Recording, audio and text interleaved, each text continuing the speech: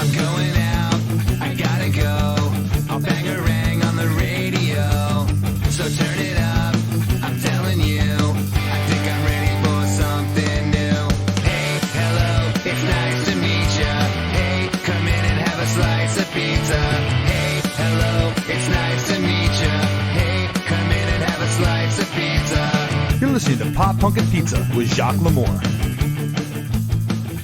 Hello and welcome to Pop Punk and Pizza Podcast. I'm Jacques Lamour. It's been a while since you and I have talked, and it just means that I was really busy working on some great things behind the scenes.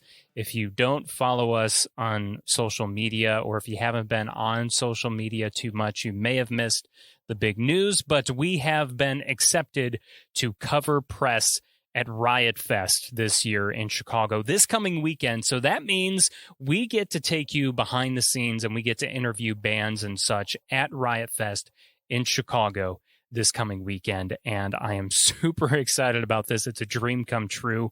So I just want to say thank you so much for all the love and support from everyone involved, everyone at Riot Fest. And speaking of Riot Fest and people at Riot Fest, this episode kind of leads into our first episode of coverage from Riot Fest, even though it doesn't actually this episode didn't actually happen at Riot Fest, but it's a precursor. So got to sit down with Dan and Chris of Treaty of Paris, a Chicago band from back in the 2000s scene. They still play once in a blue moon, and one of those blue moon shows is Riot Fest this coming weekend.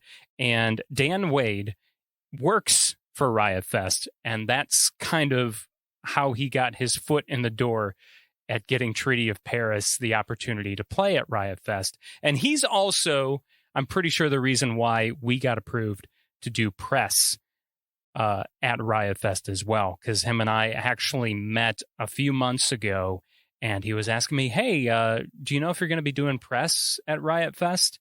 And I was like, I'm not sure yet. I haven't heard from him.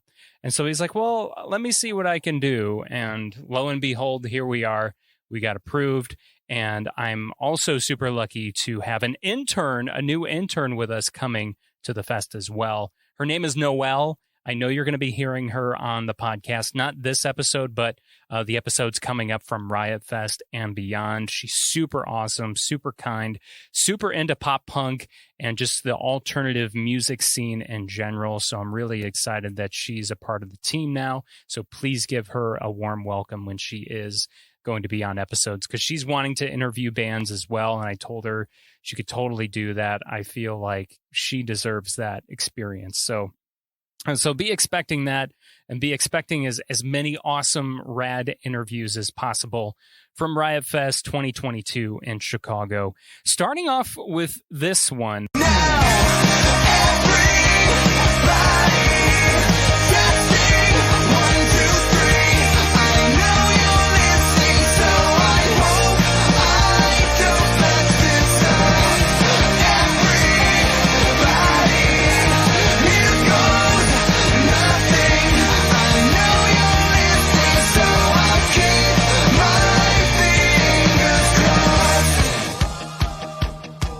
Welcome, both Dan Wade and Chris Insidioso. Did I say it right?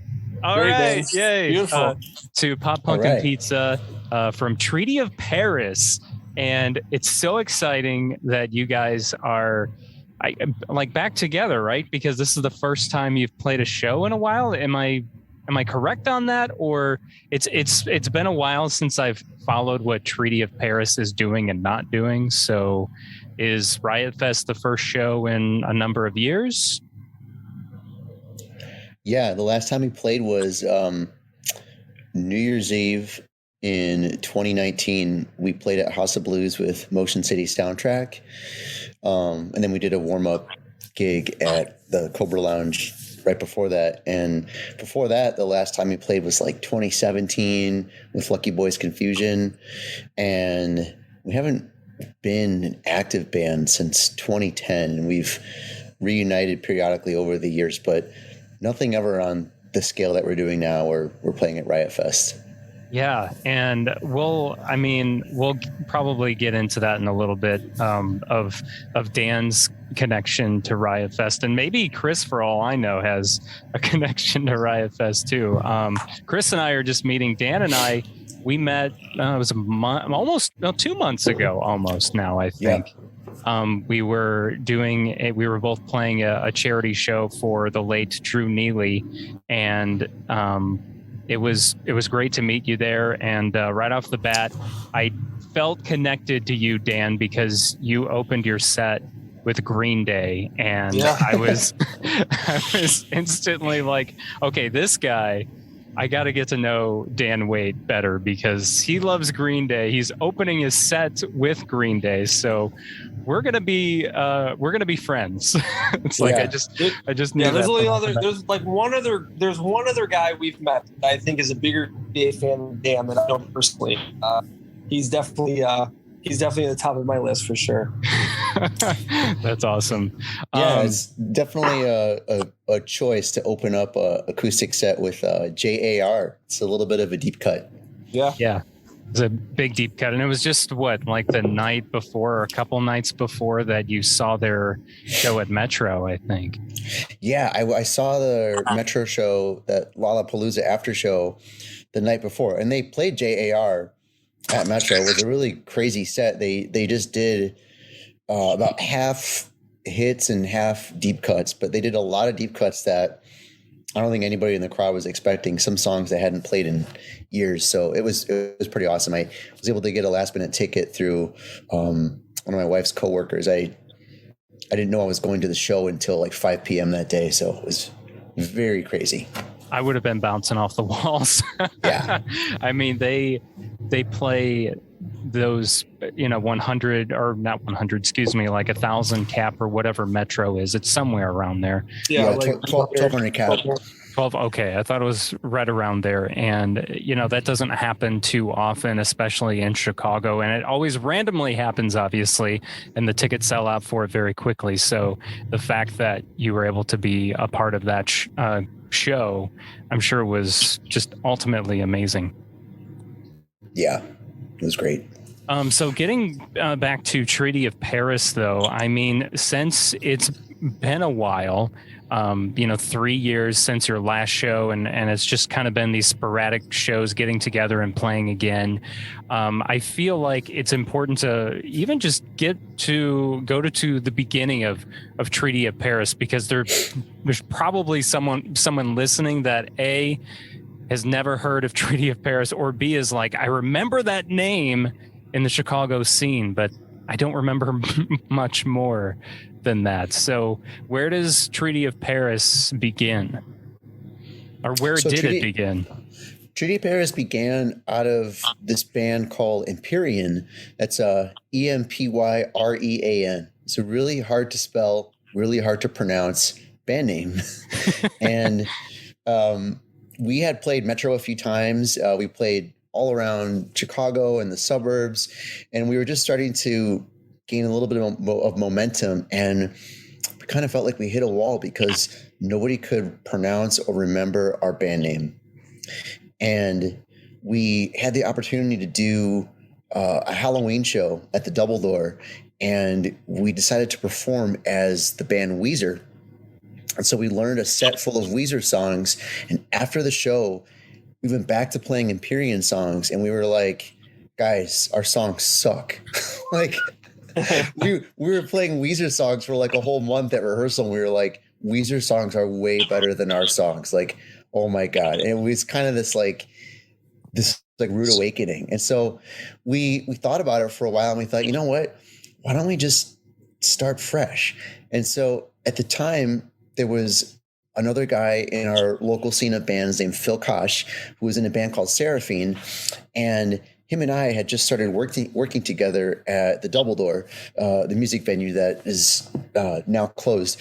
And him and I have been talking about, let's start like a local super group. Let's get people from all these different local bands and start a new band. And I said, well, I love my band. Like, my band kind of, to me, is a super group, like great players in the band. Why don't you just join our band? And so he was like, okay. And so we said, your first assignment as the new guy in the band is give us a new name, because we the name Empyrean, and this is like a total rebrand. We're going to start fresh, brand new songs, everything. And so he compiled a list of like 100 band names. We narrowed it down to 4, and Treaty of Paris is the one that just stuck. And so once we were set on the name, you know, we started with like a new focus on just writing like poppy, catchy songs. You know, we were really into like Motion City Soundtrack, Fountains of Wayne, obviously Green Day, like lots of stuff that was like super poppy. And I think our old band didn't really reach that. Like I played our old band for a coworker recently, and they were like, "Oh, you guys sounded like Nickelback," and I was like, "Oh no." So it kind of like didn't have like an identity in a way. Like it kind of was like, yeah, sort of floating in between different genres a little bit.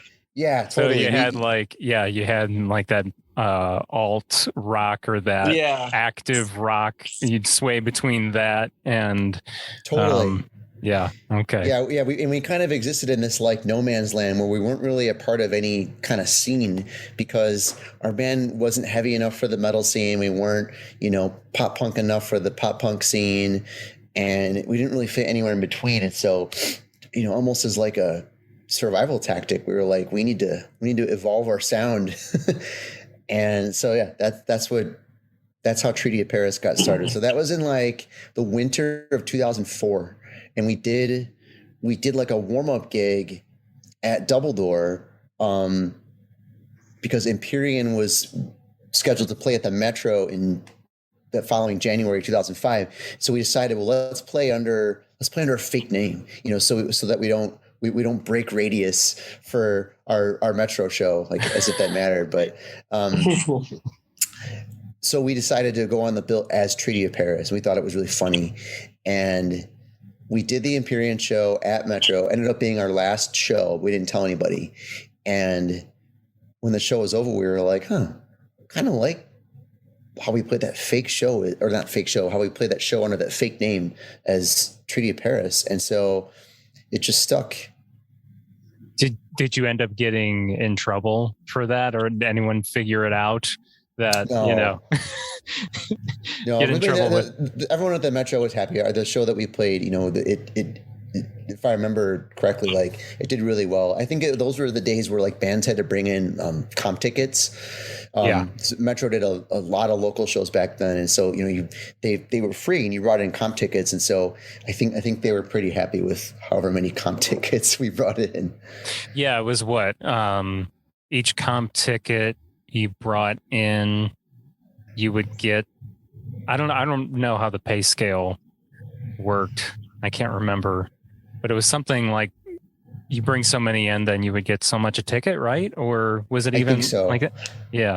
I think it was like, if you maybe like a $1 a ticket or something, but I don't actually remember. I just remember in those days, just getting your foot in the door there was so huge. And so at the end of the night, when you were settling up with the production manager, they would count up your comp tickets and be like, okay, you guys brought in 200 comps tonight. That's really good.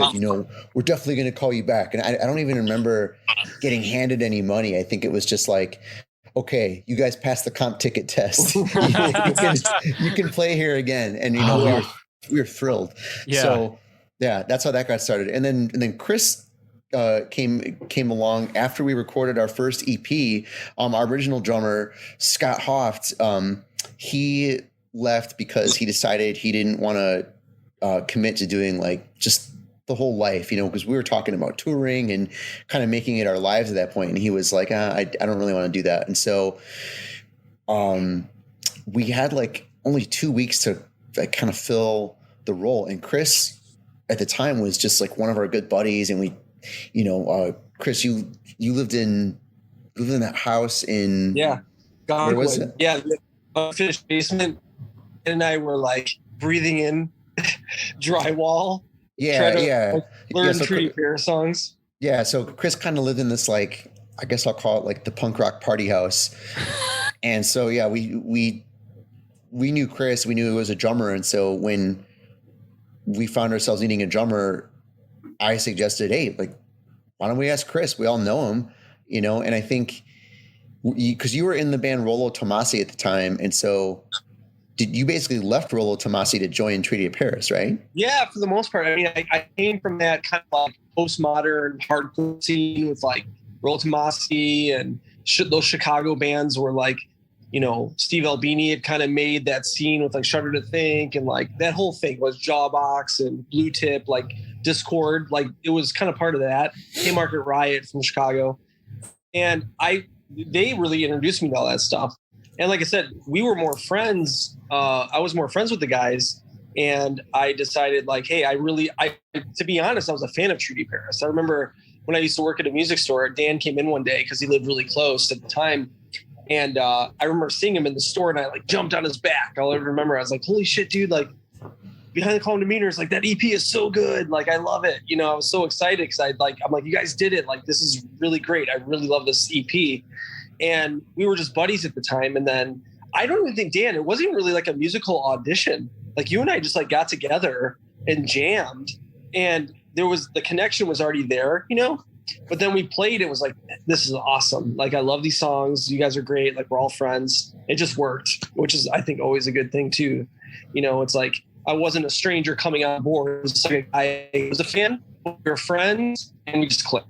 And Dan and I have literally been in bands now. We're in another band as well that we do on the side. And Dan and I've literally been in a band with Dan now for almost 17 years. I've not been in a band without Dan in 17 years. That's a long time. It's crazy. Yeah. What does the world need to know about Dan Wade, Chris? Me? Yeah. Yeah. Dan is a, you know, passionate, intense dude when he needs to be. I love that. Heart. Intense.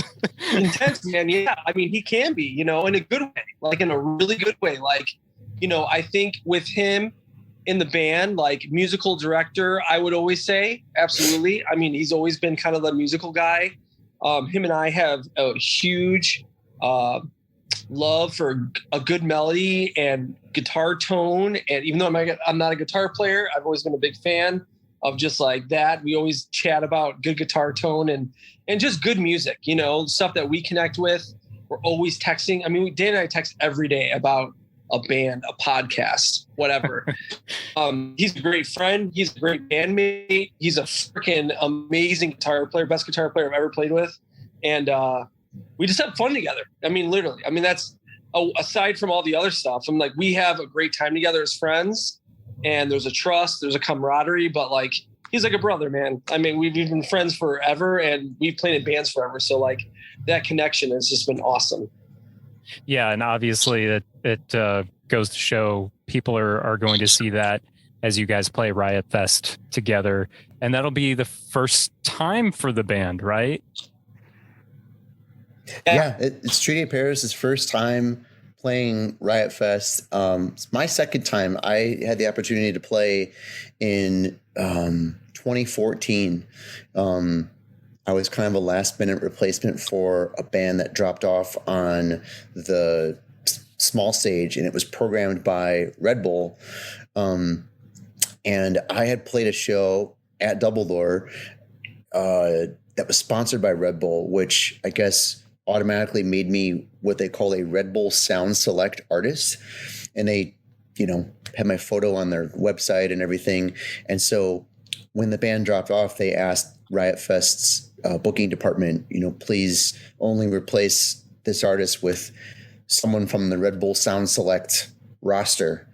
And I was there, and I was willing to do it for very little money. And probably some Red Bull maybe and mixed in there, right? Yeah, there was definitely a lot of free Red Bull floating around that day. Making Jaeger bombs or whatever people make with Red Bull these days. I'm not sure what it is, but and at that time, Dan, were you working for Riot Fest then? Yeah, I had just started working at Riot Fest as the in-house graphic designer. So I started at Double Door as the graphic design intern, in 2004, and then eventually just became the in-house designer slash I don't even know what you'd call it, but like back when social media was still kind of like a very baby, new, an yeah. infant. I wanted to say baby when social media was like a baby thing. Yeah. I created like the Double Door Twitter account and Instagram account, and I ran that stuff while I was there, and then I designed all the posters. And if you ever see like whatever the current logo that the Double Door company uses like to promote their new location, I designed that like many years ago. So one of my friends, my friend Buck, who worked for Riot Fest, and who played bass in my band, in my solo project, hit me up and said, we need a new graphic designer at Riot Fest. Do you want to maybe just come work for a week for some temp work and just help us get caught up on some stuff we need to get done? I said, sure. And so after working there for a week, he hit me up again and was like, yeah, we need you to come aboard full time. And I was like, okay, like, can I think about it? And he was like, well, let me know soon because you start Monday. And I was like, oh, okay. It was kind of like, you have no choice. Yeah, you got to take this. It was a pretty huge opportunity. And so I still actually stayed on at Double Door as the poster designer and doing some other things there until they closed in 2017. And so today I'm the art director at Riot Fest.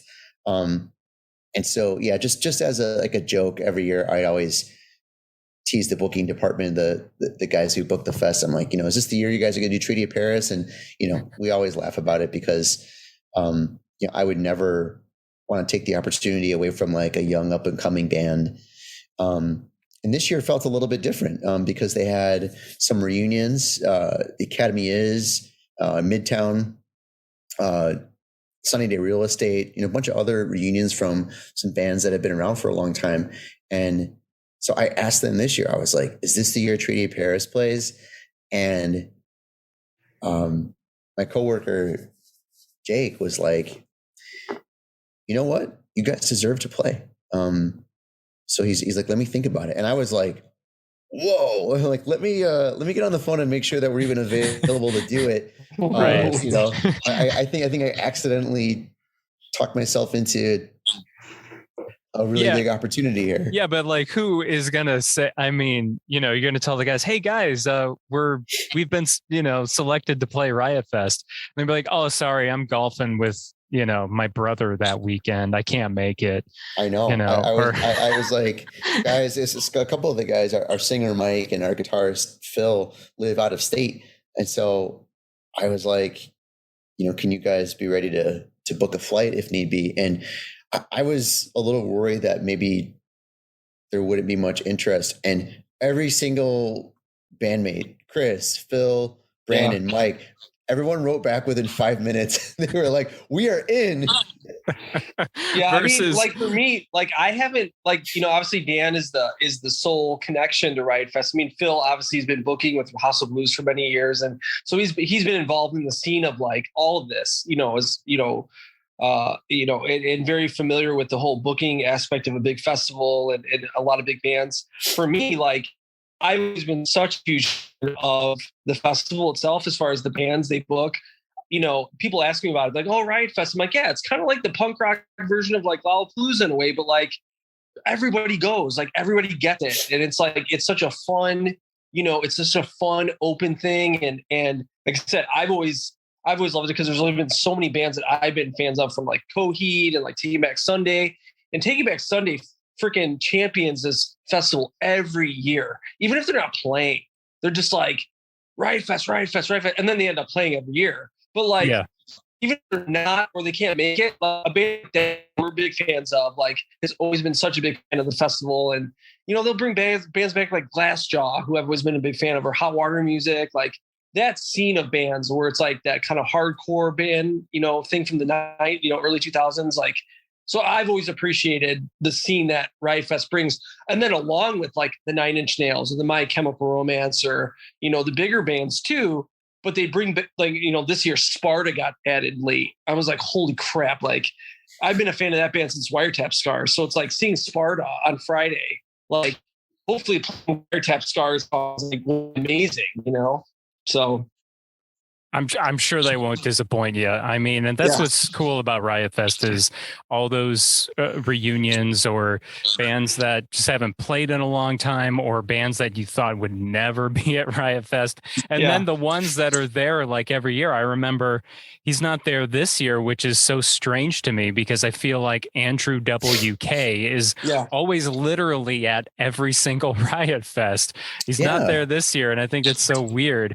But he's one of those artists that you can usually expect to see there. And like War, it seems like they are in a good rotation of playing the fest as well. So it's such a eclectic combination of artists that play Riot Fest every year. I think that's what's awesome about it too. Cause like for me, like, sometimes you look at like Bonnaroo or like Lala even, and you're like, like, I don't know a ton of these bands. Like, and I'm pretty in touch. Like Dan knows every band ever lately, last 5 or 6 years, Dan will name a bunch of bands. I'm like, who the hell is that? And then I'll check them out, which is awesome. That's his job, Right. I'll look at it and I'll be like, I know most of these bands, but like, I know the ones that maybe I don't know, I'm probably going to dig, you know what I mean? Or like, at least give them a shot. But like, it's eclectic. Like you said, I think that's a great way to put it. Like, it's eclectic, but it still kind of all works together. Nobody like, it doesn't feel like anybody's like the odd man out, No, absolutely not. Sorry, Dan, were you going to say something? I was going to say that I think the thing that makes Riot Fest stand out, and of course I am biased, but in my very biased opinion, it's really like passionately and expertly curated. And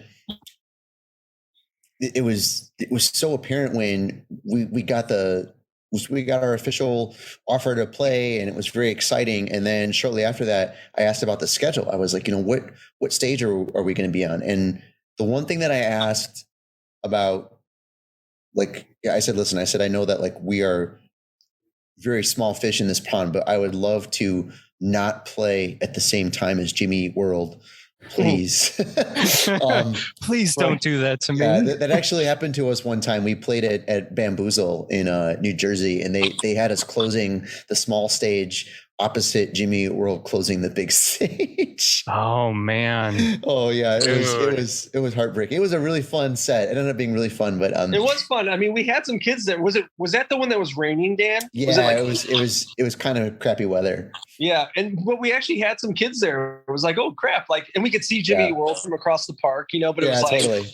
Yeah. The way that Riot Fest is curated, like our stages, the programming on our stage is like, so it's this band. Starting off, this band called Night Spice, which is Kevin Singleton, who was in the band Inept, who decided to start this like a electronic, I don't know, we'd call it like an electronic dance project, and he's doing really well with it. He is, and I'm so happy for him because he's such a great guy. He's so passionate about music. Whatever it is that he does musically, he puts his all into it. And I feel like this for him has been phenomenal, like the best one yet. Yeah. And I hope it continues to grow for him because he deserves it. And he's been through so much, the poor guy. I know.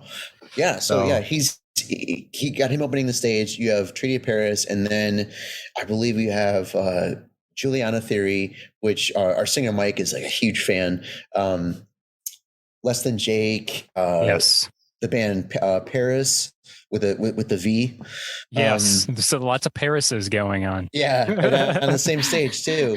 And then Midtown Reunion, the Main, and Academy is. And so just that whole stage, like when you look at us in context of all the other bands, it totally makes sense. And I was really blown away by how well they curated just that stage. I know there's some people who are like, man, I think I might just hang out at your stage the whole day. Right. Yeah. I was looking at that too. And I was blown away I was like, oh, It's like, yeah, I think I just might stay there all day long. Like, I don't think there's anywhere else I'd rather be, actually.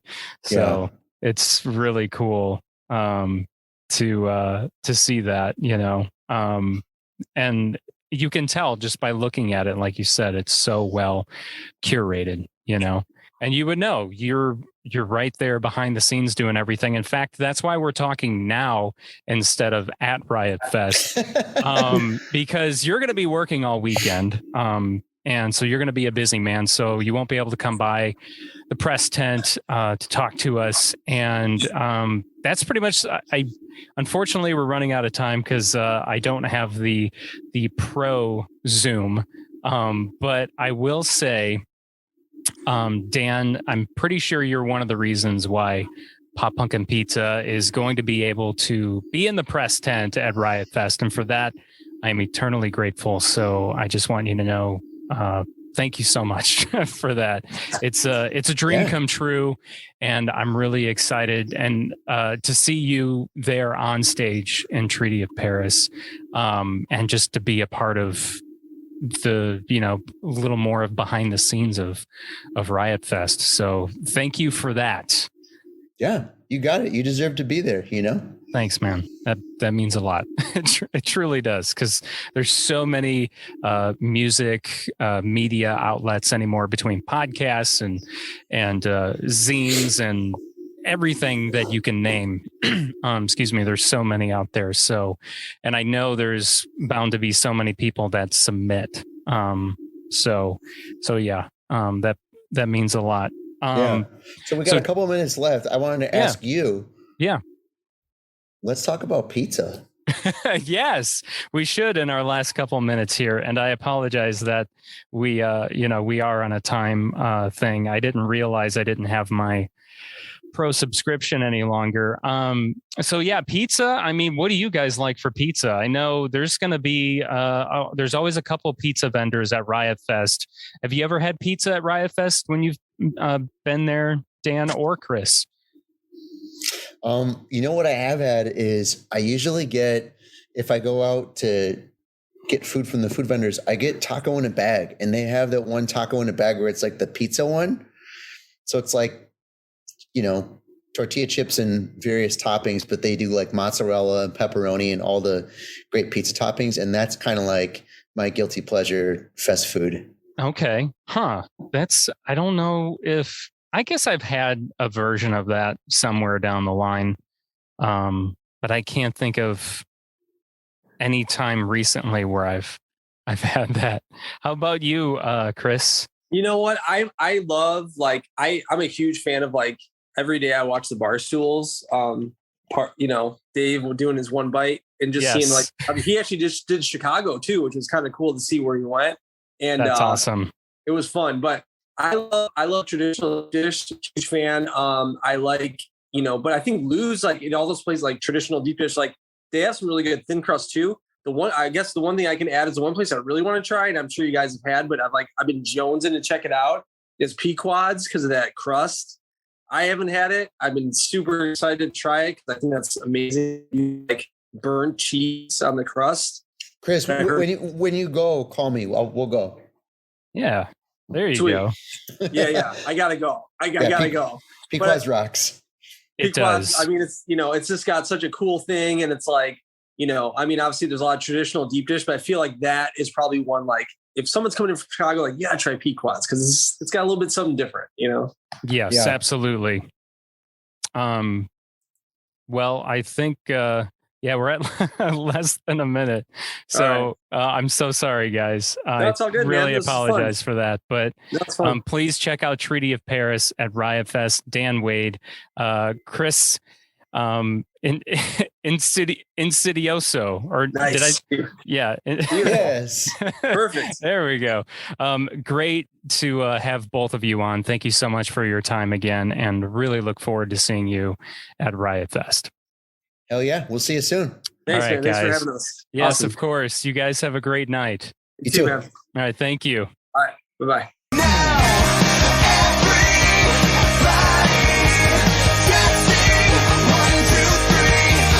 know you're listening, so I hope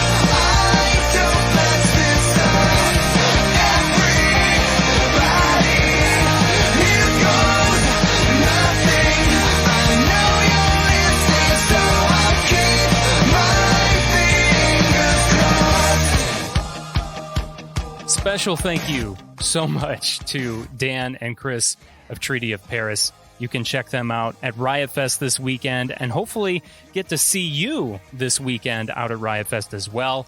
We are doing press the whole weekend at Riot Fest, so we'll be interviewing as many bands as possible and getting those episodes up on our feed as much as possible. So let's say you're not going to Riot Fest, but you can still subscribe and follow to the Pop Punk and Pizza feed to stay up to date on just everything that's going on at Riot Fest and get to hear some really awesome interviews. So Treaty of Paris, to point out once again when they are playing, I know that I know Dan had mentioned it in our conversation, but for some reason I thought I had it pulled up. The Radical stage on Sunday from 1 to 1:40 is when you can find Treaty of Paris. And then, make sure you get there before Treaty of Paris, because we were talking about Night Spice, which is our friend Kevin Singleton. They're playing right before Treaty of Paris. So another awesome Chicago band, new Chicago band that you can check out. So Treaty of Paris, Radical stage this Sunday at Riot Fest.